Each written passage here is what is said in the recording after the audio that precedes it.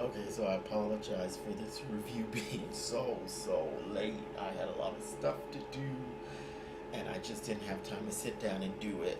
But I thought, hey, better late than never, just so I'm being consistent about keeping up with my reviews. And I actually went back and watched the show again, and so I could do the notes better. So when we start out, Lady May, she's revised the announcement that Bishop James had printed up, and she kind of shades him like I printed it in a large font. I guess because he has, trouble reading smaller prints. I thought that was some shade right there, but he said thank you. And she has what she wants. She wants Charity to sing because it is still the Greenleaf show. So it's church, but she's calling it a show.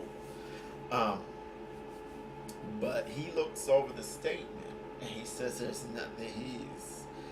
was nothing in it to about her leaving, and she gets real sarcastic and she says, "Oh, um, I'm not going to be some Inuit woman floating away on an ice floe or something like that."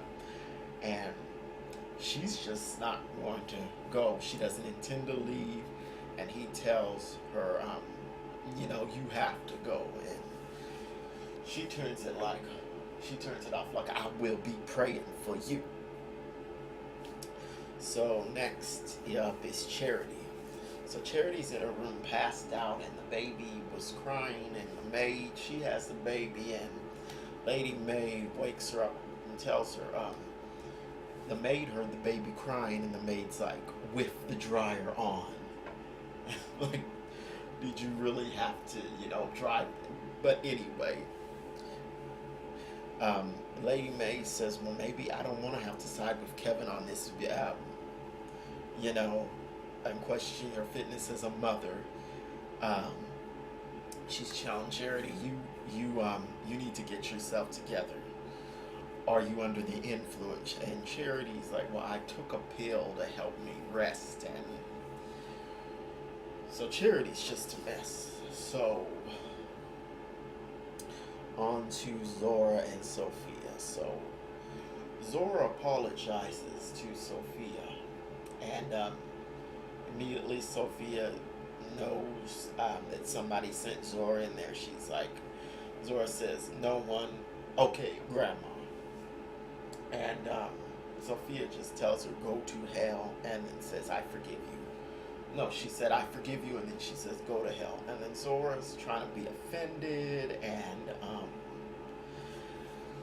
Sophia brings up the fact, she says, "You told me maybe I was pregnant right before I collapsed and right before I had to have my ovaries removed." So Sophia doesn't want to talk to her. She tells her to get out, and Zora goes on.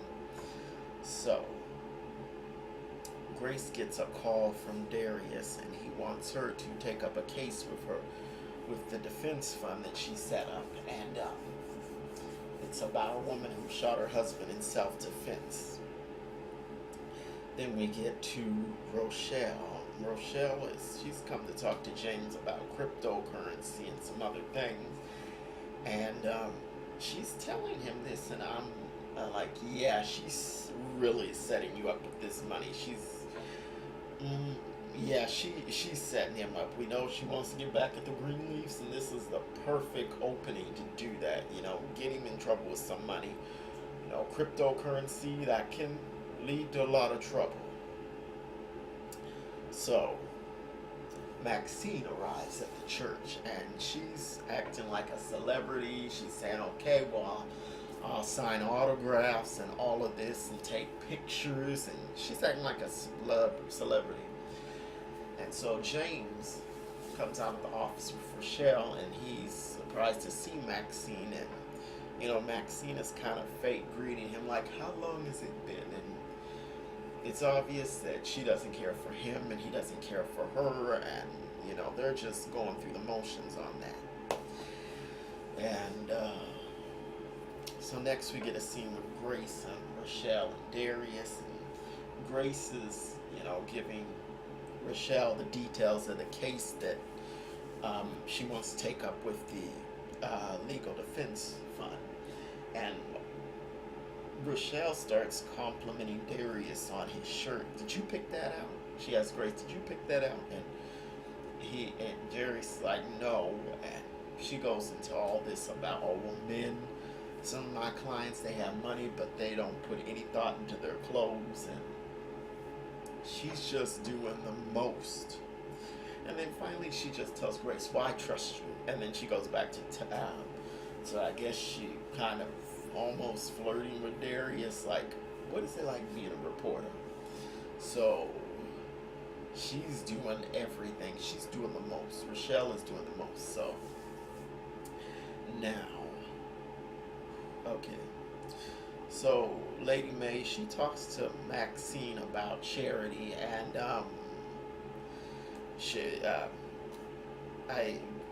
Lady May doesn't even seem to know exactly what the pills that Charity is taking are, even though in the other episode we saw that it was oxycodone. But long story short about this scene, Maxine gives her the number of a doctor, and Lady May, she's Dr. Discreet, and everything with Lady May is about the image of the family. So, then we see a little scene with Grace and Darius, and Grace knows that Rochelle's playing her. She says she's playing me and she's good. Okay. Then we get Zora. Zora's being sneaky again. She actually comes downstairs and she takes the maid's phone and is getting ready to call Isaiah, and the maid's like, Miss Greenleaf, is that my phone? Let's see. So, Lady May brings the doctor into Charity, and Charity doesn't really want to see a doctor, but she's gonna give it a chance because Lady May's pushing it, so she's got to give it a chance. And I believe that. Let me make sure where my notes are. I believe that Lady May had the power and stuff caught off to Charity's suite, just to try to snap her into reality. So let's talk about Zora. So Lady May is she's mad. She's telling Zora, you're going through people's things like a thief, and you know the rules, no phone, no computers, none of that. And Zora's like, I hate it here. So Lady May, she gets her together. She says, no, what you hate is yourself for trying to talk to someone who hurt you. And, Lady May is the one to put her in her place, because she's actually going to the heart of the matter, is that Zora is trying to be with somebody who hit her. So Zora's just really angry. She screams and hits the table, and I'm like, oh. So back to Charity. Charity does not want to talk to the doctor, and the doctor is young. I forgot to mention that. But of course, she gets her to open up somewhat, and Charity says, no one cares about me. And Yana digs in more about the marriage. She says, are you embarrassed that you married a man that is gay?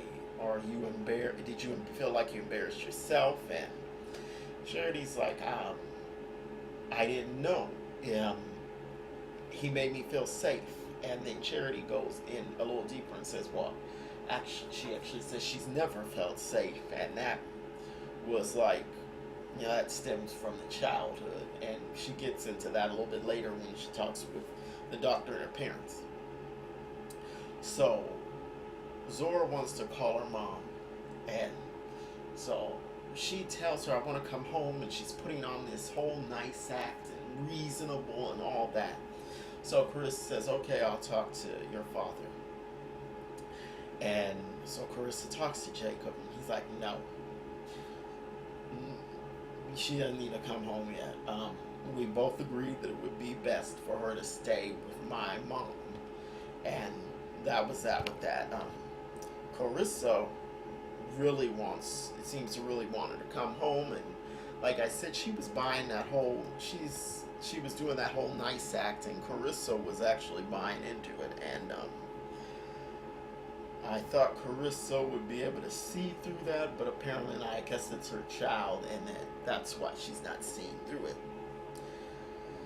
So Grace is trying to get Sophia to get back into church, but she does not want to get back into church just yet. No, she says she can't